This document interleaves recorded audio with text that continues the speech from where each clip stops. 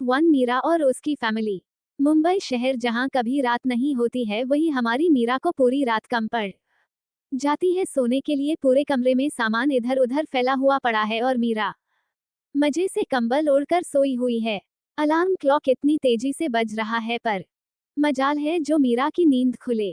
तभी कमरे में एक औरत प्रवेश करती है। उम्र वही कुछ 40 के आसपास होगी। सिंपल सूट सलवार के साथ दुपट्टा, बालों का सिंपल जुड़ा। यह कोई और नहीं, मीरा की मां शांति जी है, जो अंदर आते ही तुरंत उसके ऊपर से कंबल हटाती है।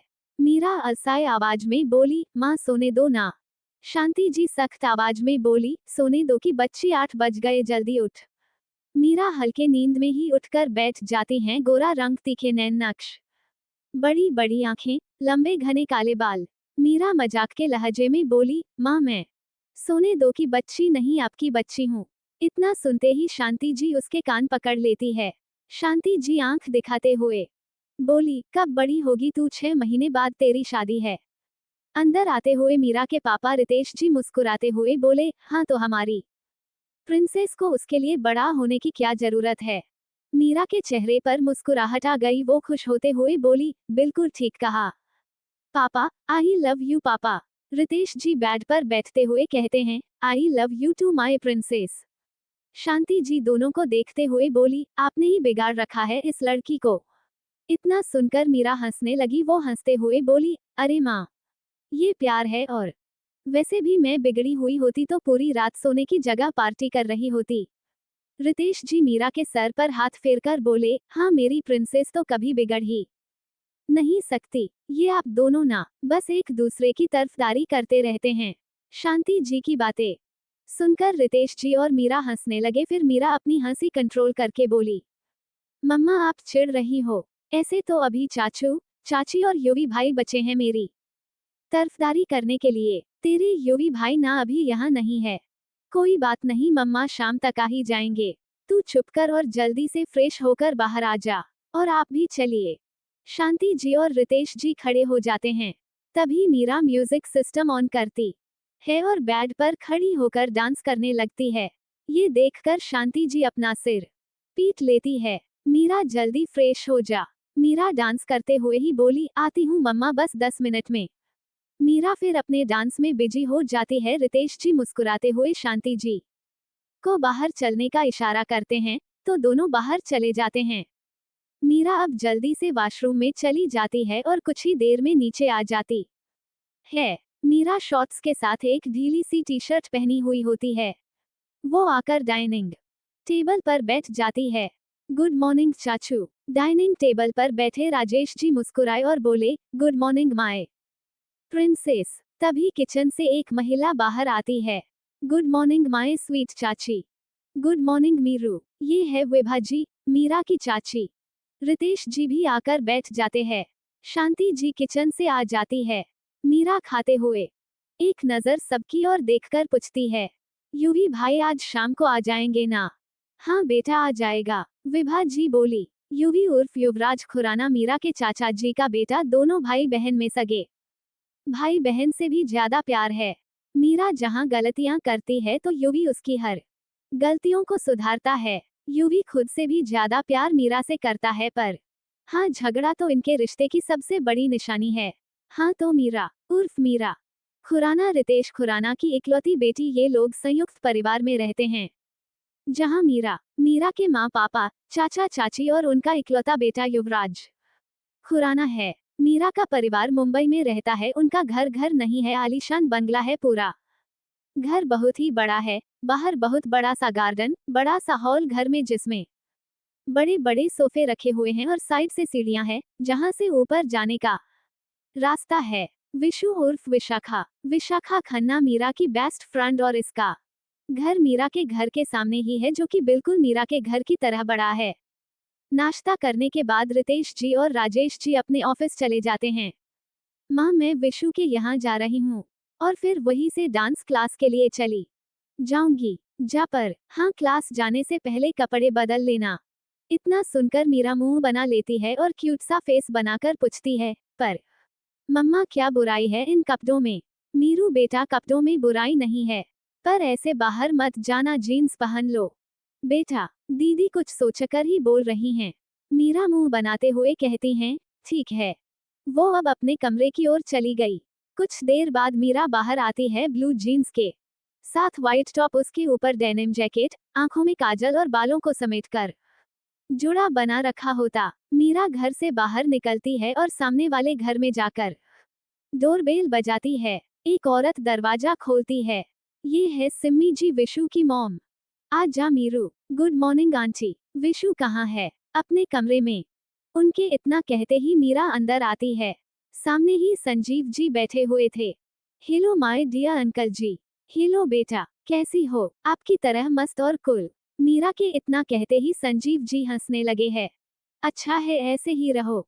जाओ विशु से मिल लो। मीरा विशु के कमरे में चली जाती है। विशु अपने कमरे में शीशे के सामने खड़ी होती है। गोरा रंग, काली आंखें।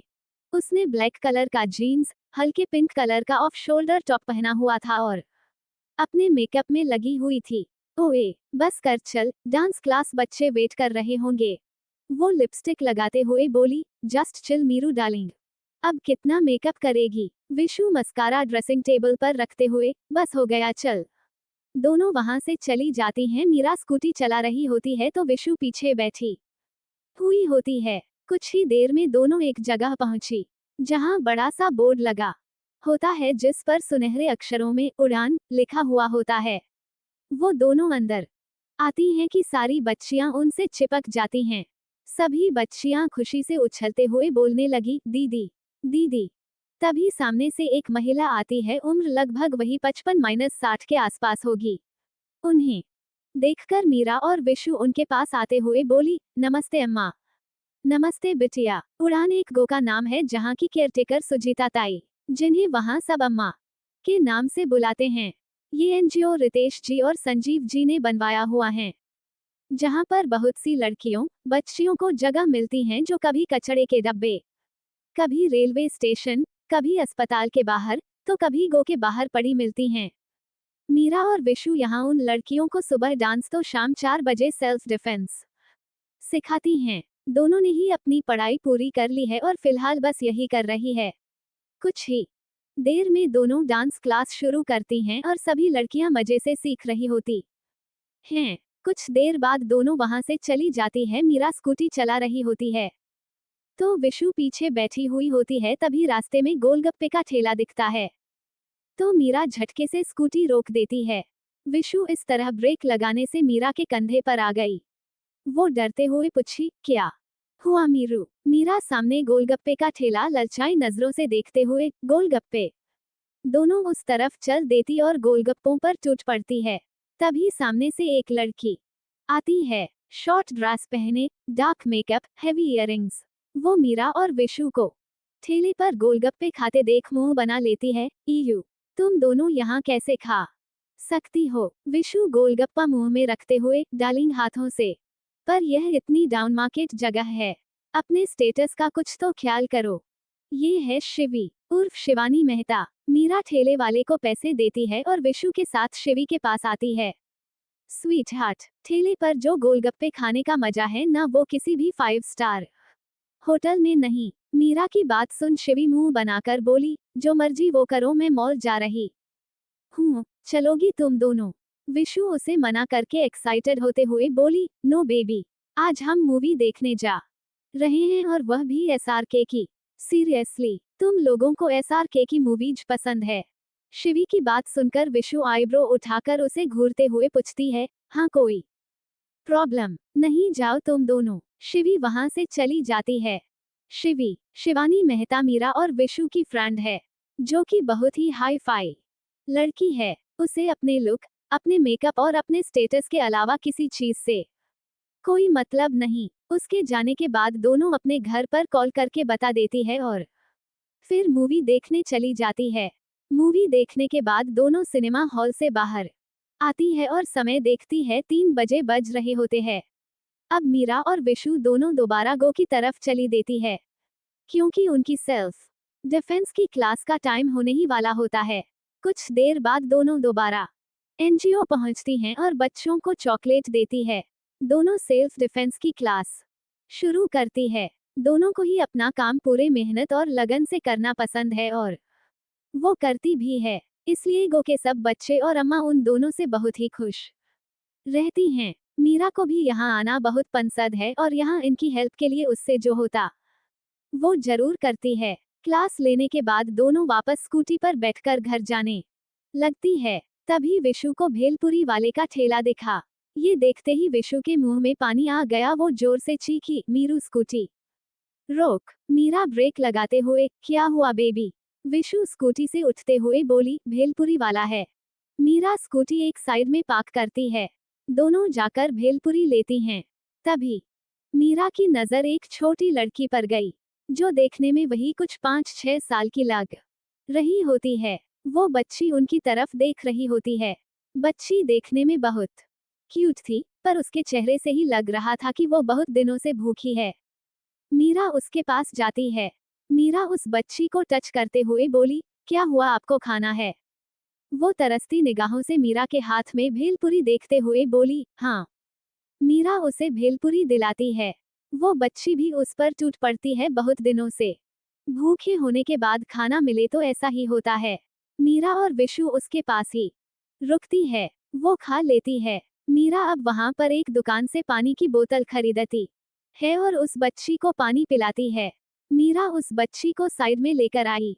विशु उसके पीछे आ गई। मीरा प्यारी सी आवाज में बोली, बेटा, आपके मम्मी पापा कहाँ है? वो बच्ची पहले तो मीरा के चेहरे को गौर से देख रही थी, फिर वो अपनी मासूम सी आवाज में बोली, दीदी मम्मा तो नहीं है, वो भगवान जी के पास है और पापा थे। मैं उनके साथ ही आ रही थी, उन्होंने मुझे कहा मैं इंतजार करूं, वो आएंगे। पर नहीं आए 2 दिन से। ये सुनकर मीरा और विशु की आंखें नम हो जाती है और साथ ही गुस्सा भी आने लगता है। वह बच्ची से उसका नाम पूछती है, बेटा, क्या नाम है तुम्हारा? मेरा नाम गुड़िया है, मम्मा की गुड़िया। उस बच्ची की बात सुनकर मीरा की आंखें फिर नम हो जाती है। मीरा और विशु दोनों बच्ची को उड़ान में छोड़ आती हैं और फिर वापस घर आती है। घर के बाहर ही मीरा स्कूटी रोकती है और दोनों उतरती है। तभी मीरा का फोन बजता है। स्क्रीन पर शरद का नाम लिखा आ रहा होता है। मीरा कॉल रिसीव नहीं करती। विशु ये देखती है और मीरा की ओर देखते हुए धीमे से बोलती है, मीरू कॉल तो रिसीव कर ले। मीरा बुझे मन से, नहीं मेरा मन नहीं है।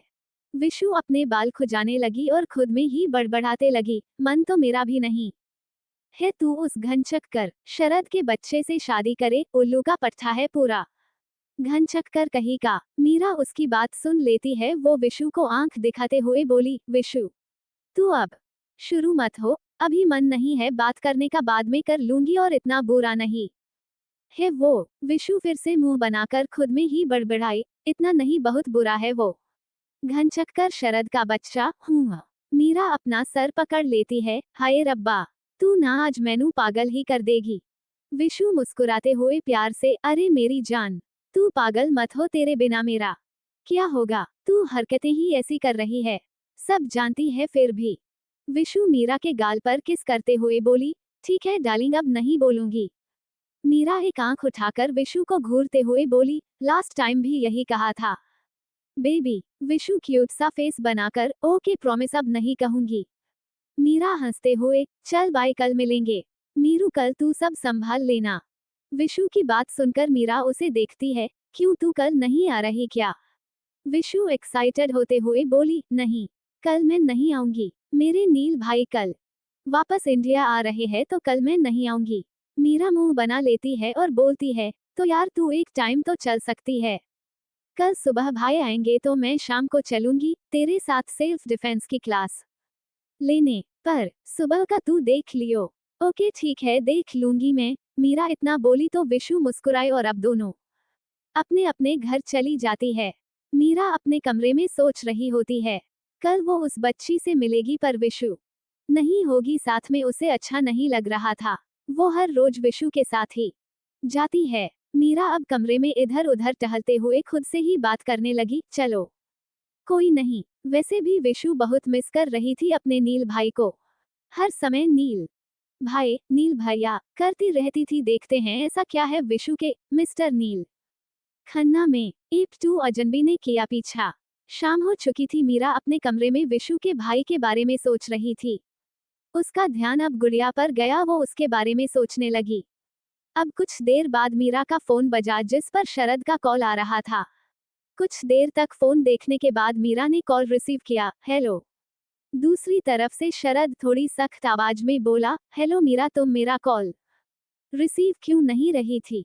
मीरा बात बदलते हुए धीमे आवाज से बोली, पता नहीं चला मुझे। उसकी आवाज सुनकर शरद ने फिक्र करते हुए कहा, मीरा तुम्हारी आवाज से नहीं लग रहा तुम ठीक हो। बताओ क्या हुआ? कुछ नहीं, थोड़ा परेशान थी। शरद अब मीरा की बात सुनकर शांति से बोला, ओके आई अंडरस्टैंड, पर हुआ क्या? मीरा ने कुछ देर सोचने लग गई। बता सकती हो इतना तो? शरद की बात सुनकर मीरा ने अब उसे रास्ते में हुई सारी बात, गुड़िया का मिलना, उसकी बातें और उसे गो छोड़कर आने की सारी बात बता दी। मीरा की बातें गौर से सुनकर शरद उसे समझाने लगा, मीरा रिलैक्स, तुमसे जो हो सकता था तुमने उस बच्ची के लिए किया, तुम परेशान मत हो। कुछ देर बात करने के बाद मीरा ने फोन रख दिया। शरद का पूरा नाम शरद अरोड़ा था, जो कि एक बिजनेसमैन था। उसके परिवार में बस उसकी मां मीना जी और पिताजी सतीश जी थे। शरद भी देखने में बहुत ही हैंडसम था। मीरा से 1 महीने पहले ही उसकी सगाई हुई थी। मीरा अब भी परेशान हो रही थी। आखिर ऐसे कोई कैसे कर सकता है? उसकी आंखों में आंसू आ गए। तभी उसकी मां शांति जी कमरे में आई। मीरा ने अपने आंसू साफ किए। शांति जी शायद ये देख चुकी थी। उन्होंने पूछा, क्या हुआ मीरू बेटा, तू परेशान लग रही है? कुछ नहीं माँ, मीरा ने बात टाल दी, पर कहते हैं ना, माँ तो माँ होती है। शांति जी अब मीरा के पास बैठ गई और उसके गाल पर हाथ रखकर प्यार से बोली, बता क्या हुआ? अपनी माँ से झूठ बोलेगी? उद्धरण चिन्ह। मीरा ने उन्हें पूरी बात बता दी।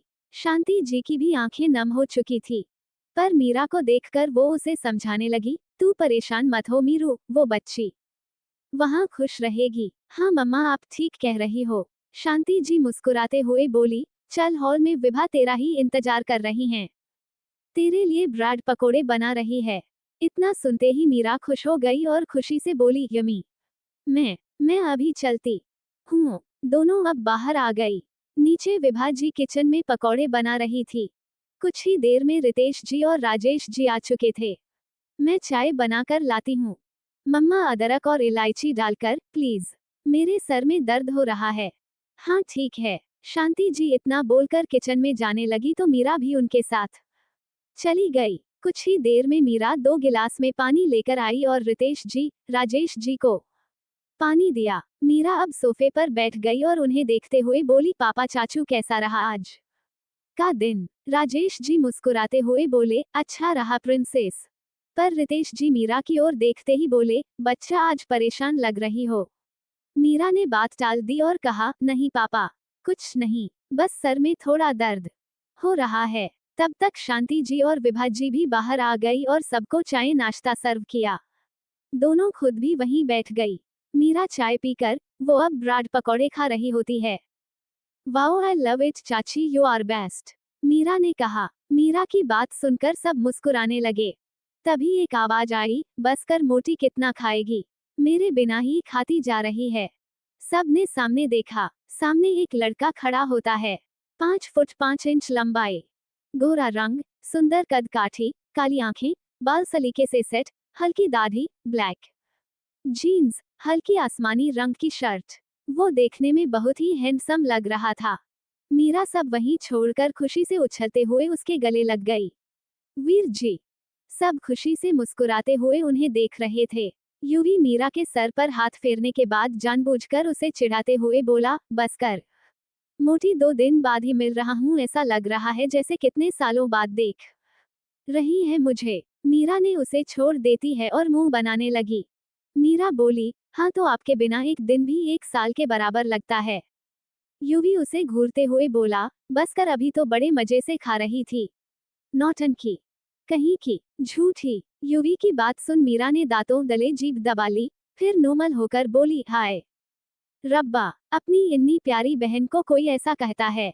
यूवी समझ रहा था मीरा बात बदल रही है तो वो भी दोबारा उसी बात पर आ गया। बात मत बदल, झूठी। मीरा मुंह बनाकर बोली, हाँ तो आप ये तो जानते हो ना मैं किसी के लिए खाना नहीं छोड़ सकती। युवी अब हंसने लगा, जानता हूँ मोटी, तेरा पहला प्यार खाना ही है। सब हंसने लगे, तो मीरा ने फिर मुंह बना लिया और मुंह फेरते हुए बोली, युवी भाई दिस इज नॉट फेयर, आप जानते हो आपसे ज्यादा प्यार किसी से नहीं करती मैं। युवी मुस्कुराते हुए मीरा के पास आकर बोला, अरे मीरू तू तो जान है मेरी। मीरा के फेस पर बड़ी सी स्माइल आ गई, वो युवी को हग कर लेती है। युवी मुस्कुरा उठा। शांति जी दोनों को देख रही थी, अब उनकी आंखों में नमी आ गई। वो खुद से ही बोली, बस 6 महीने उसके बाद तो ये चली जाएगी, पता नहीं क्या होगा इस घर का। माता रानी मेहर करना, मेरी बच्ची को हमेशा खुश रखना। युवी ने अब मीरा को छोड़ आगे बढ़कर सबके पैर छुए। युवी अपने बड़े पापा से बोला, बड़े पापा डील फाइनल हो गई। ये सुनकर सब खुश हो गए।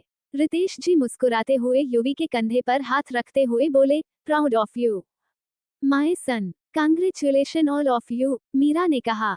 मीरा की बात सुनकर युवी बोला, थैंक यू मोटी, तू ऑफिस क्यों नहीं ज्वाइन कर रही, कब से कह रहा हूँ तुझे। मीरा युवी की बात पर ध्यान ना देते हुए बोली, मैं जो करना चाहती हूँ वो कर रही हूँ। तो युवी भी उसे चिढ़ाते हुए बोला, तो कर, वैसे भी तेरी शादी होने वाली है 6 महीने बाद, फिर तो तू चली जाएगी। मीरा चिढ़ते हुए उसके ऊपर कुशन मारते हुए बोली, 6 महीने बहुत हैं आपको तंग करने के लिए, और वैसे भी मैं कभी आपको परेशान करना बंद नहीं करने वाली। युवी कुशन वापस मीरा पर मारते हुए बोला, वो तो मुझे पता है मोटी, तुझे चैन नहीं मिलता मुझे तंग किए बिना। मीरा हैरानी से ओवर एक्टिंग करते हुए बोली, हायो रब्बा, कितने झूठे हो तुसी, मैं आपको तंग करती हूँ बाबा जी, ये सुनने पहले आपने मुझे बहरा क्यों नहीं कर दिया। उसकी नौटंकी सब समझ रहे थे। युवी बोला, बस बस हाँ, आज के लिए बहुत है, तेरा नौटंकी बंद कर अब। युवी की बात सुनकर मीरा हंसने लगी। रात का खाना खाने के बाद सब अपने अपने कमरों में सोने चले गए। इधर विशु के घर में सब खुश हो रहे थे कि नील इतने सालों बाद वापस आ रहा है। नील खन्ना विशु का इकलौता भाई था, जो अमेरिका में अपने नाना नानी के पास रहता था, और वो भी 4 साल की उम्र से ही। वो आज वापस आ रहा था, इतने सालों बाद, इसलिए वो लोग खुश थे। सिम्मी जी तो खुशी से पूरा घर सर पर उठा रखा था, नील के लिए ये करना है, वो करना है कहते हुए सबको परेशान भी कर रही थी। अब भाई बेटा इतने सालों बाद घर लौटेगा तो माँ का तो यही हाल होगा। अगली सुबह फिर वही अलार्म क्लॉक तेजी से बजा, पर मीरा को कोई फर्क नहीं पड़ता, वो सोई होती है। युवी अब उसके कमरे में आया। युवी प्यार से बोला, मीरू उठ। मीरा आंखें बंद किए हुए ही नींद में बोली, नहीं भाई अभी नहीं। मीरू जल्दी उठ, युवी दोबारा बोला। मीरा अब भी सोई थी।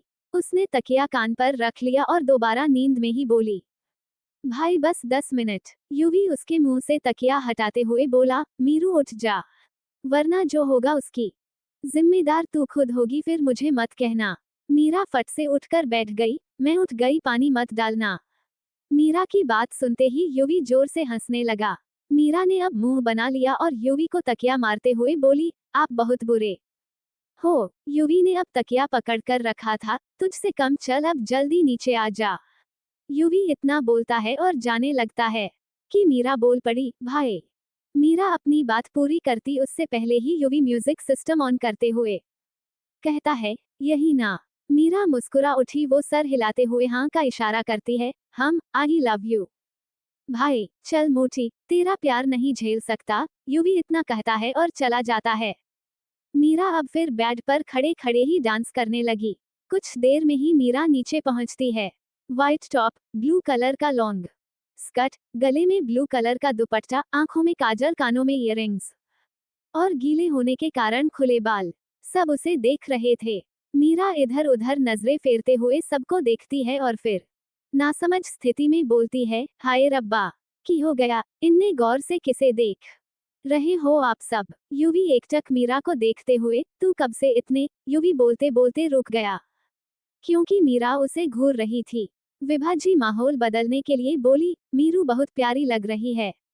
मीरा सबको देखते हुए बोली, मैनू लग तो नहीं रहा, पता नहीं सब ऐसे क्यों घूर रहे है। युवी अब हंसने लगा। मीरा जैसे ही उसे घूरती है वो अपनी हंसी कंट्रोल करते हुए बोला, अरे मीरू अच्छी लग रही है तू, सच्ची। मीरा कुछ नहीं बोली। सब नाश्ता करने बैठ जाते हैं। उसके बाद रितेश जी, राजेश जी और युवी ऑफिस के लिए निकल जाते हैं। कुछ देर में ही मीरा भी उड़ान के लिए निकल जाती है। मीरा डांस क्लास में बच्चों को डांस सिखा रही होती है। तभी कोई पीछे से उसकी आंखों पर हाथ रख देता है। सभी सामने, लड़कियां सामने देखते हुए बोलने लगी, जीजू जीजू जीजू। तो वो शख्स अपना हाथ हटा देता है। मीरा पीछे मुड़ती है। सामने शरद खड़ा होता है। मीरा की क्लास खत्म होने का समय हो ही रहा होता है तो वो वहीं बैठकर शरद से बात करने लगती है। शरद से उसकी शादी होने वाली है पर मीरा उसे एक अच्छा दोस्त मानती है। शादी के पीछे की वजह भी यही है कि उसके पापा के पूछने के बाद वो मना नहीं कर पाए। मीरा के लिए उसका परिवार बहुत मायने रखता है। उनकी खुशी के लिए वो कुछ भी कर सकती है। तभी अपने पापा के एक बार पूछने पर ही उसने शरद से शादी के लिए हाँ कर दी। शरद से काफी देर बात करने के बाद मीरा बोली, अब जाना होगा।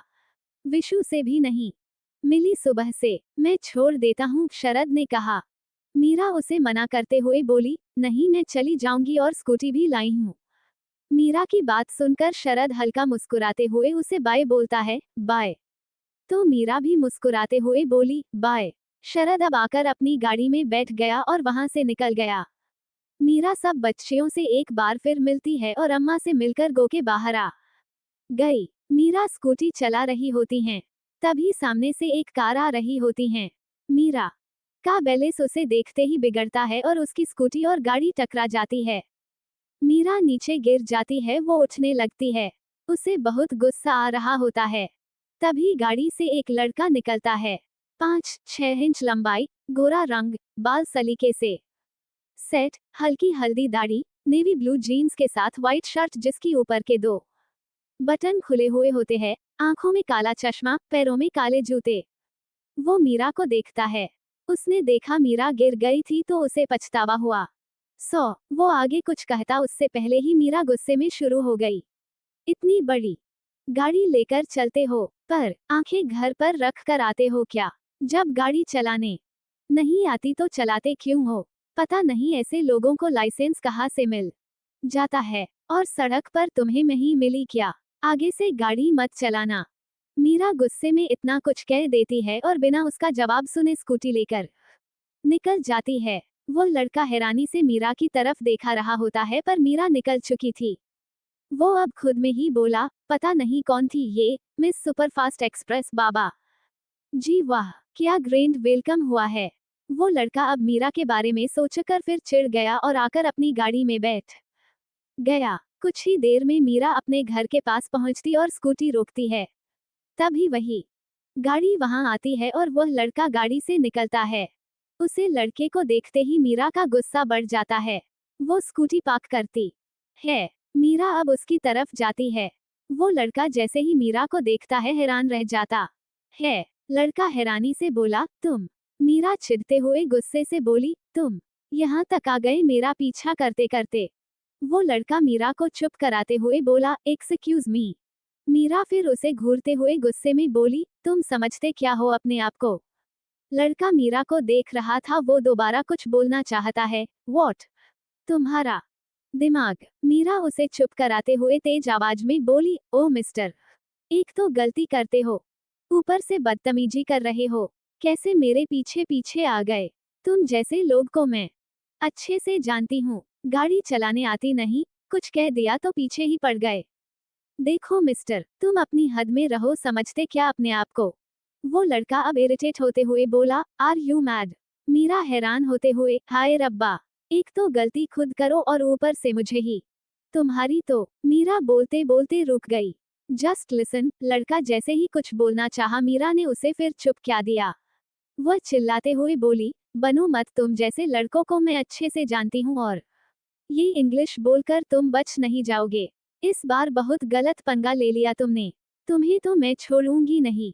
मीरा की आवाज तेज थी जो सुनकर विशु, सिम्मी जी, शांति जी और विभा जी सब बाहर आ गए। तो कौन है ये अनजान शख्स? जब पहली मुलाकात में इतनी खतरनाक है तो आगे क्या होगा?